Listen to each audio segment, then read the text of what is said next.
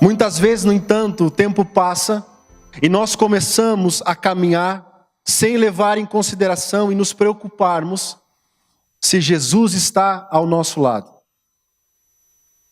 Podemos estar caminhando, imaginando que Jesus está nos acompanhando, mas de fato Ele não está mais nos acompanhando. E esse é o grande perigo da nossa caminhada, perdermos Jesus de vista.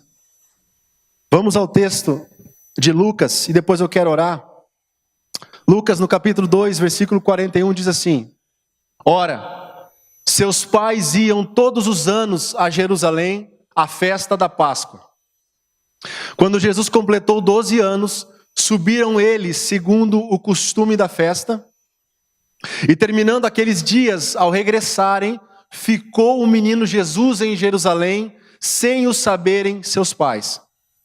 Julgando, porém, que estivesse entre os companheiros de viagem, andaram caminharam por um dia, e o procuravam entre os parentes e conhecidos. E não o achando, voltaram a Jerusalém em busca dele. 46. E aconteceu que, passando 3 dias, o acharam no templo, sentado no meio dos doutores, ouvindo e interrogando-os. E todos os que ouviam se admiravam da sua inteligência e das suas respostas. Amém? Se você abriu a sua Bíblia, deixa ela aberta aí. Ok, feche teus olhos. Deus, nós te louvamos por essa noite. Chegamos diante da tua presença, Senhor, reconhecendo as nossas limitações, reconhecendo o quanto somos pequenos diante de ti. Estamos aqui, Senhor, saímos da nossa casa porque queremos ouvir a tua palavra, Pai. Queremos direção para as nossas vidas, queremos ser cheios da tua presença. Por isso, meu Pai, a nossa oração é que o Senhor se faça em nosso coração. Espírito Santo, nos ajuda a entender a tua palavra, nos ajuda a compreender as tuas escrituras e nos ajuda também, a partir do momento que entendemos a tua palavra, obedecermos elas e pôr em prática os teus ensinamentos. Nós entregamos nas tuas mãos essa palavra, que seja feita aqui, assim como é no céu, a tua vontade, Pai. Em nome de Jesus. Amém. Ok.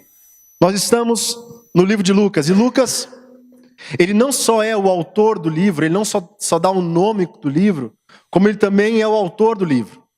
E Lucas inicia a sua narrativa identificando o seu destinatário e o desejo que ele tem de escrever um relato histórico e confiável sobre Jesus. Ele esclarece que escreveu com o objetivo de oferecer, como ele mesmo diz no versículo 3, uma exposição em ordem, para que Teófilo pudesse ter, de acordo com Lucas, plena certeza daquilo que ele ouviu. Lucas quis relatar a verdade sobre o que Jesus realizou.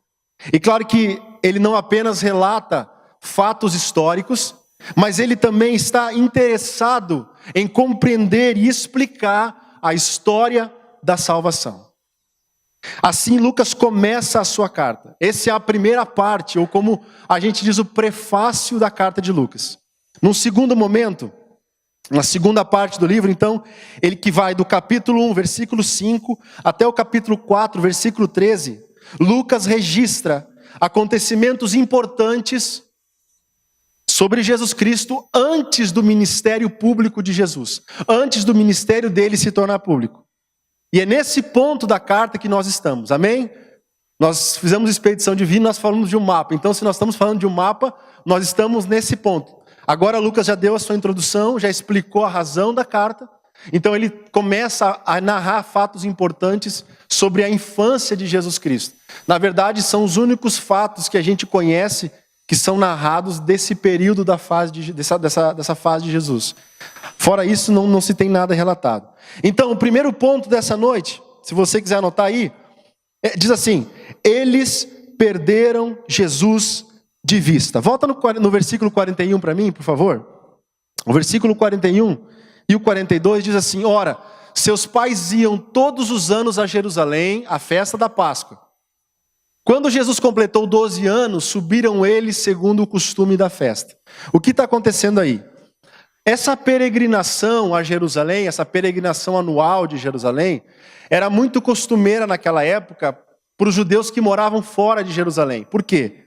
Porque a lei ordenava que todo homem judeu 3 vezes comemorasse no ano 3 festas.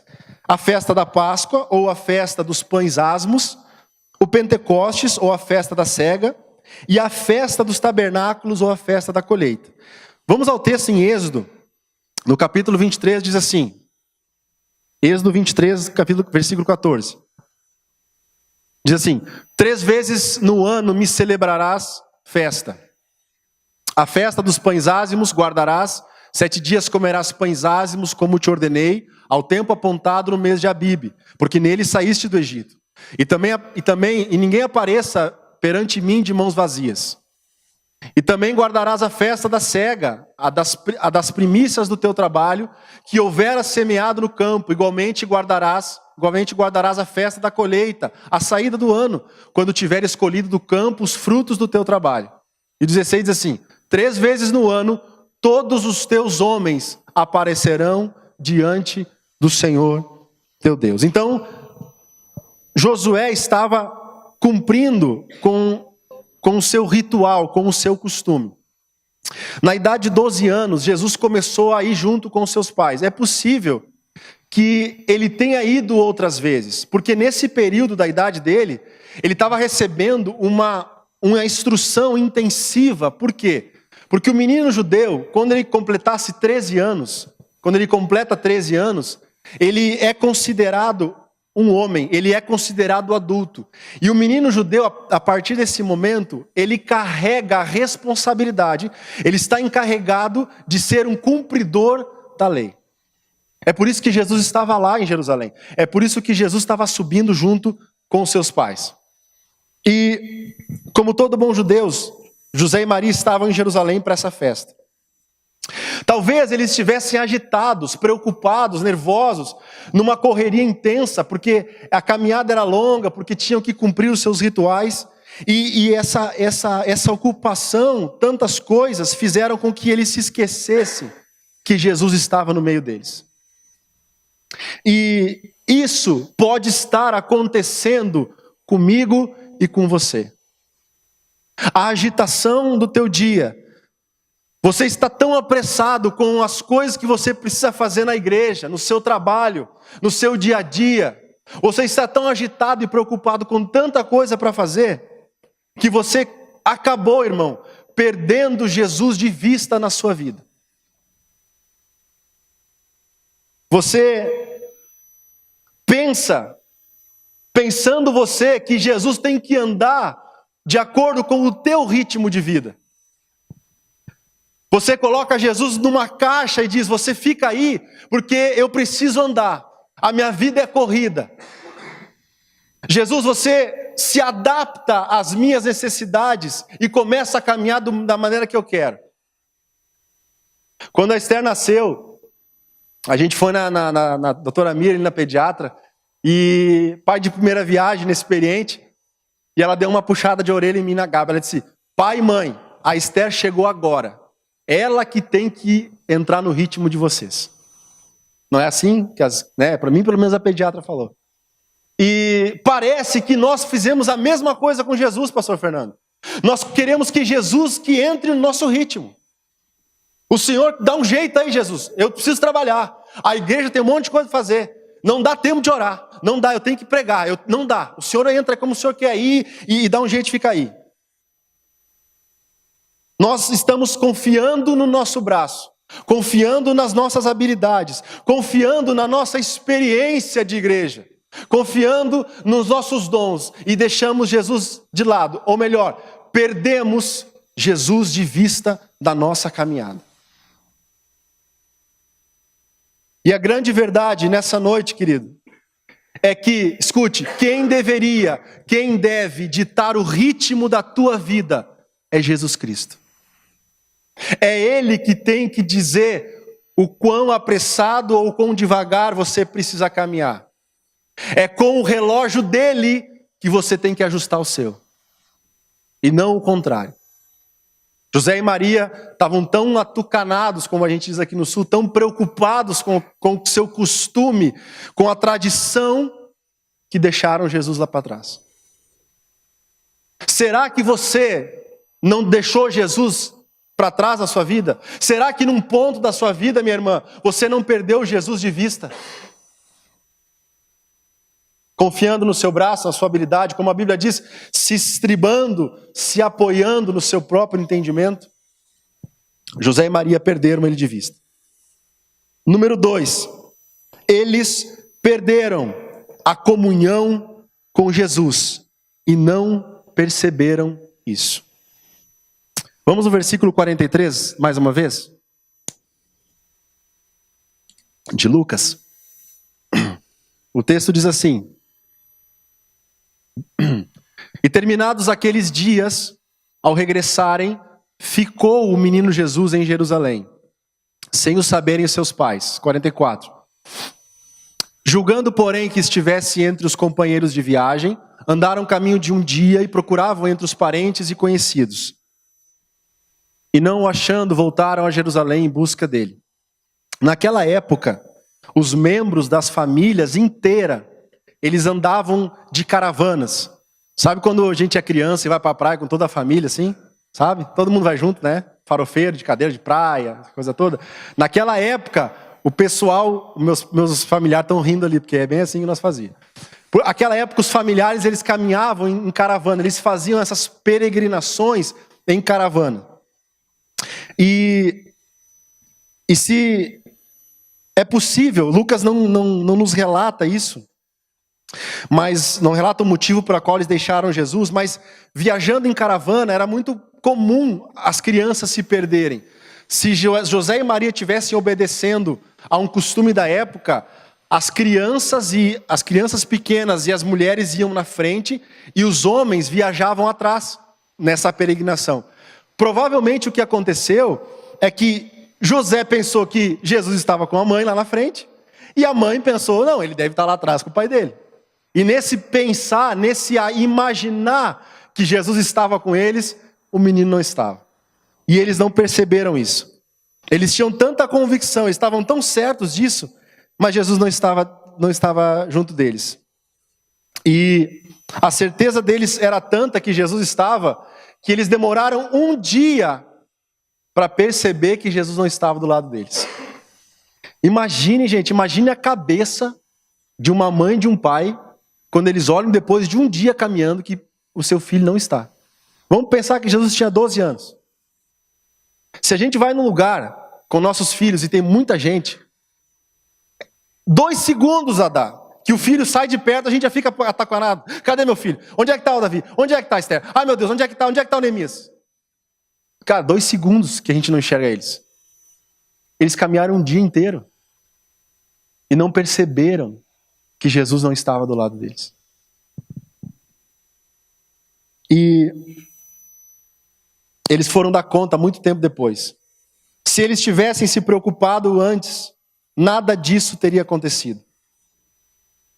Eu quero dizer para você que você não precisa, nós não precisamos perder a nossa comunhão com Jesus para depois, com muito esforço, ter que restituir, restaurar isso de novo. Eu quero que você examine-se nessa noite. Nós ceiamos e o texto da Santa Ceia também diz o apóstolo Paulo, examine-se, pois, o homem a si mesmo. Veja, meu irmão, se você ainda mantém uma comunhão, um relacionamento diário e constante com Jesus Cristo, que é o autor e consumador da sua fé. Pare nessa noite e pense, será que eu tenho estado num relacionamento íntimo e profundo com aquele que é o autor e consumador da minha fé, com aquele que entregou a sua vida para me salvar? Seja sincero com você, seja sincero com o seu líder, seja sincero com o seu pastor e diga, pastor, eu perdi a comunhão com Jesus. Porque talvez, irmão, você pensa que está caminhando com ele, mas não está. Você imagina que esteja. Você vê nós líderes que temos tantas atividades, Nós imaginamos muitas vezes, porque estamos aqui, que temos Jesus, e quando a gente percebe, a gente não tem Ele do nosso lado.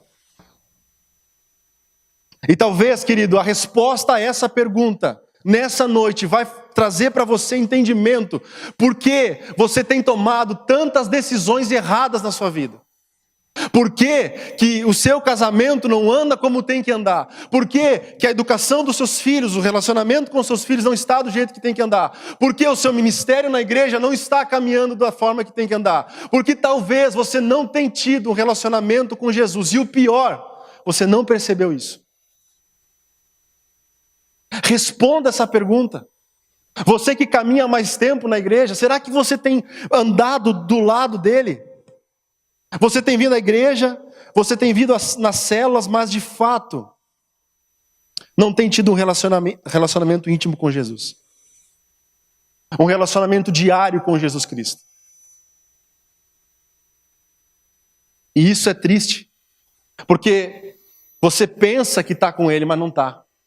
E aí começa a acontecer aquilo que a gente ensina no Expedição Divina. Começa a acontecer algo que a gente chama de indiferença. Jesus começa a não fazer parte da minha vida, Ele fica à margem da minha vida, e eu estou caminhando e achando que Ele está aqui e Ele não está.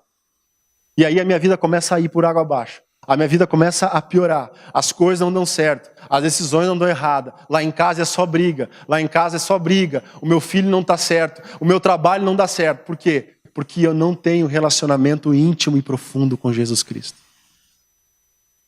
E o pior, Vladimir, eu nem percebi isso. Então, pode ser que você perdeu Jesus de vida na sua vida, no seu casamento, no seu ministério. Pode ser que você acha que Jesus está com você, mas Ele não está com você. E aí você, talvez, deveria, nesse momento, se você se examinou e respondeu de verdade, com sinceridade essa pergunta, você deveria estar apavorado. Se a resposta foi sim, sim, Abel, eu perdi Jesus de vida na minha caminhada. Eu não tenho mais tempo para Jesus. Eu não sei onde Ele está na minha vida. Você deveria estar apavorado nesse momento, desesperado, aflito, e pensando, meu Deus, o que eu vou fazer? O que eu fiz da minha vida? Eu estava indo tão bem. Onde eu errei, onde que foi que eu perdi essa comunhão? Mas nessa noite, querido, o terceiro ponto, eu quero dar uma esperança para você. Existe uma esperança. Existe uma boa notícia nessa noite, que é o ponto número 3, que diz assim: eles tiveram que voltar para onde tinham esquecido o menino Jesus. Versículos 46 e 47 diz assim: e aconteceu que, passando 3 dias, o acharam no templo, sentado no meio dos doutores, ouvindo-os e interrogando-os. E todos os que ouviram se admiravam da sua inteligência e das suas respostas. Os doutores rabinos, ou esses rabinos judeus estavam com Jesus, e Jesus não estava dando sermão a eles, Jesus estava interrogando, Jesus estava fazendo perguntas a eles, eles respondiam. 3 dias depois de tanto procurarem, finalmente eles achavam Jesus no lugar onde havia deixado. José e Maria demoraram bastante tempo, 3 dias depois, numa busca exaustiva. Mas essa busca, preste atenção, ela foi certeira. Por quê? Porque eles sabiam exatamente onde tinham deixado o menino Jesus. Onde tinham deixado o seu filho. Quando nós perdemos alguma coisa importante, a gente fica desesperado, né? A gente perde um documento, a gente perde o dinheiro, a gente perde, sei lá, uma coisa importante, e a gente fica desesperado, não sabe o que fazer, não sabe aonde vai dar, e eu preciso daquele documento, porque amanhã eu tenho uma entrevista de emprego, e eu não sei o que eu vou fazer. Imagina perder Jesus. Imagina perder o seu filho. A caminhada cristã só tem sentido quando Jesus está ao nosso lado. Caso contrário, literalmente, irmãos, você está perdido. Você está completamente perdido. A pergunta que eu tenho para você nessa noite é: onde você perdeu Jesus de vista na sua caminhada? Qual foi o ponto em que você estava caminhando bem e que outras coisas mais importantes, que você julgava mais importante, fizeram você perdê-lo, fizeram você perder Jesus e nem perceber que perdeu? Qual é o ponto da sua vida, irmão? Pensa um pouco. Onde foi o ponto que as outras coisas foram mais importantes para você e você começou a abandonar Jesus, a deixar ele de lado na sua vida? Lembra da onde você caiu. Pensa hoje, a minha oração é que nós venhamos a lembrar disso nessa noite. Lembrar da onde nós caímos. Se talvez você tenha essas respostas nessa noite, você está dizendo: Abel, eu sei exatamente o lugar. Eu sei, naquele dia eu comecei a fazer aquela coisa e eu larguei Jesus de mão. Então, querido, eu clamo a Ti, se arrepende nessa noite, se humilha diante dEle, se entrega a Jesus, clame a Ele, diz: Jesus, eu deixei o Senhor para trás, mas eu estou aqui de novo, desesperado pela Tua presença, desesperado pela comunhão contigo. Talvez você está começando na igreja hoje, você veio aqui, tem visitantes aqui, você diga: eu nem tenho comunhão. Então, querido, é a noite de você dizer: eu nunca tive comunhão contigo, mas o Abel está dizendo que pode ser que eu perca, então eu não quero perder nunca. Eu preciso dessa comunhão, porque não tem sentido, eu estou perdido na vida, eu estou sem rumo na minha vida. O clamor do meu coração é para que nós como igreja nos venhamos arrepender nessa noite. Pedir perdão ao Senhor, nos humilhar na presença dele, dizer: Senhor, eu perdi o Senhor de vista. Eu perdi o Senhor de vista. E está difícil a caminhada, Pai. Está difícil andar sozinho. Não está dando certo. Eu andava bem, eu tinha comunhão, mas não está dando certo. Eu preciso do Senhor de volta na minha vida. Vamos ao texto de Hebreus, capítulo 12. Hebreus 12, versículo 1 e 2. Aqui, o autor de Hebreus, querido, nos dá 2 conselhos bíblicos para que a gente não perca Jesus de vista. Amém? Vamos ao texto de Hebreus, diz assim: Portanto nós que estamos rodeados de tão grande nuvem de testemunhas, deixamos todo o embaraço e o pecado que tão de perto nos rodeia, e corramos com perseverança a carreira que nos está proposta. Versículo 2: Fitando ou fixando os olhos em Jesus, autor e consumador da nossa fé, o qual, pelo gozo que lhe estava proposto, suportou a cruz, desprezando a ignomínia ou a vergonha, e está sentado à direita do trono de Deus. O primeiro conselho, a primeira parte do primeiro conselho, fala sobre o pecado e o embaraço. O pecado, ele é claro na Bíblia. A Bíblia não nos deixa dúvidas do que é pecado. Quer ver? No livro de Gálatas, no capítulo 5, nós temos algumas coisas que a Bíblia fala que são pecados. E essas coisas a gente tem que abandonar da nossa vida de uma vez por todas. Diz assim o texto, olha só, presta atenção. Ora, as obras da carne são manifestas, as quais são a prostituição, a impureza, a lascívia, que é sensualidade, pode passar, a idolatria, a feitiçaria. Aqui na feitiçaria entra também o uso abusivo, o consumo de drogas, as inimizades, as contendas, os ciúmes, as iras, as facções, as dissensões, os partidos, as invejas, as bebedices, as orgias e coisas semelhantes a estas, contra as quais vos previno, disse o apóstolo Paulo, como já antes vos preveni, que os que tais coisas praticam não herdarão o reino de Deus. Paulo nos dá uma lista de pecados e ele diz no final: se você pratica alguma dessas e ainda não se arrependeu, você não herdará o reino de Deus. Você está fora. Esse é o pecado. Esse a gente tem que abandonar e de uma vez por todas. Esse não é aos pouquinhos. Esse é, agora eu parei. Mas o escritor de Hebreus fala do embaraço. Ele diz: deixem o embaraço. O embaraço é aquilo que não é pecado, mas se torna um peso e acaba nos distraindo no caminho. O pastor fala muito sobre isso. Quais são os obstáculos e distrações que podem estar tirando a minha atenção? Redes sociais, TV, até algum lazer, trabalho excessivo, não é trabalho excessivo, uma namorada, um namorado, pode ser que está me distraindo. É pecado namorar? É pecado trabalhar? É pecado ter rede social? A Bíblia não fala que é pecado, mas a Bíblia fala que pode se tornar um embaraço na sua vida, um peso na sua vida. E pode ser que isso está te distraindo e te levando para longe e você tem perdido Jesus de vista nesse ponto. Você passa horas na rede social e não ora. Você passa horas na TV e não tem tempo para ler a sua Bíblia. O escritor de Hebreus fala isso, deixando todo o embaraço e o pecado. Mas ele dá um outro conselho. É você dizer, mas Abel, como é que eu faço isso? Como é que eu consigo vencer isso? Ele vai dizer depois, para que nada nos distraia, irmãos, nós devemos seguir o outro conselho de Hebreus, que diz assim, fitar ou fixar nossos olhos em Jesus, autor e consumador da nossa fé, que suportou a cruz e a vergonha por nós.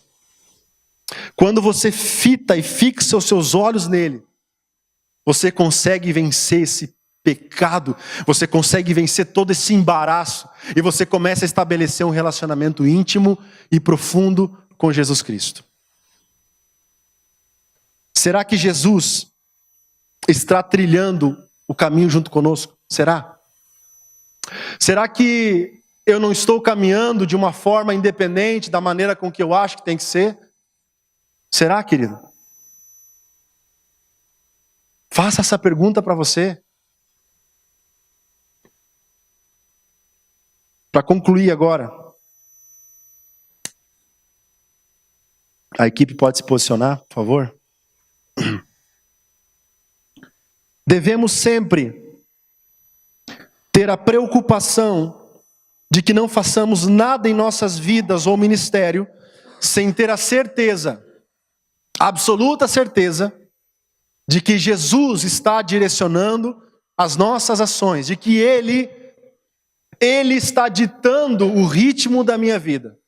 Nós não podemos dar um passo sem ter esse entendimento, sem ter essa convicção no meu coração de que Jesus está direcionando a minha vida. Abel, como é que eu sei disso?